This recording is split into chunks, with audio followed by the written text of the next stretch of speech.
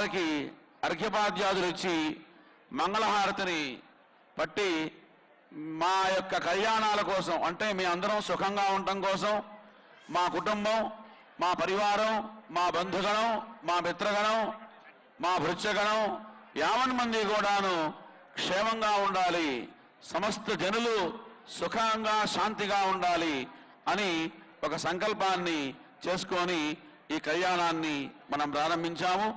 ఆ ప్రకారంగా ఈ వధూవర రూపంలో ఉన్నటువంటి ఆ పార్వతీ పరమేశ్వరులకి ఇప్పుడు మధుబ్రహ్మ ప్రాసన కార్యక్రమంతో మన ఆచార్య స్వాములు మనకి చేస్తారు.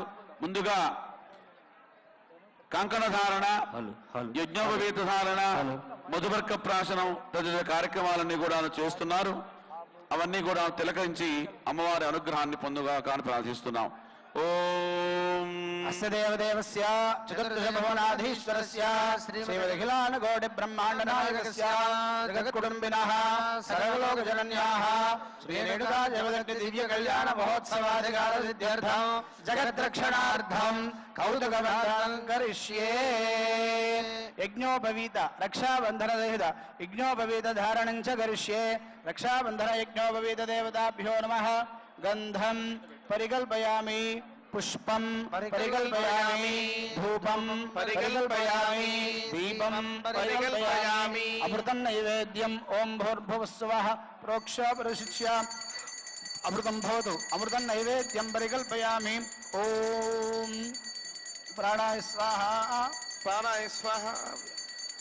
సర్వోపచారాన్ సమర్పయామి. అయ్యా ముందు రక్షాబంధనాలు అది తీసుకెళ్ళి చెరొకటి చూపిస్తే అక్కడ మీరిద్దరు ఒకరిట్లా వెళ్ళి చూపిస్తే అమ్మవారికి అయ్యవారికి ఈ కళ్యాణ మహోత్సవంలో భాగంగా రక్షాబంధనాన్ని ఇప్పుడు సమర్పిస్తున్నారు. అమ్మవారికి రక్ష ఏమిటి? మనం రక్షించేది ఆవిడే కదా, ఆవిడకి రక్ష ఏంటి అని మనకు ఆలోచన రావచ్చు. కానీ ఇక్కడ మనం ఏది చేసినప్పటికీ ఒక కైంకర్య రూపంలో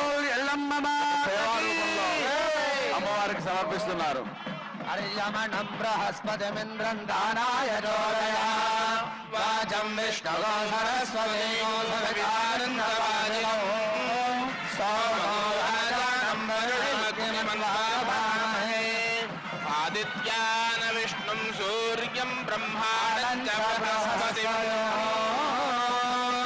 విష్ణోరరాకమసి విష్ణో పృష్ఠమసి విష్ణోష్ణప్రయే స్వావిష్ణో సూరసి విష్ణోర్ధ్రువమసి వైష్ణవసి విష్ణవే త్వా బృహత్సామక్షత్రభృద్వృద్ధవృష్ణయం దృష్టుమౌజశుభృతముగ్రవీరం ఇంద్రస్వమేన పంచదశేన హర్యమిదం రాతేన సకలేన రక్షా.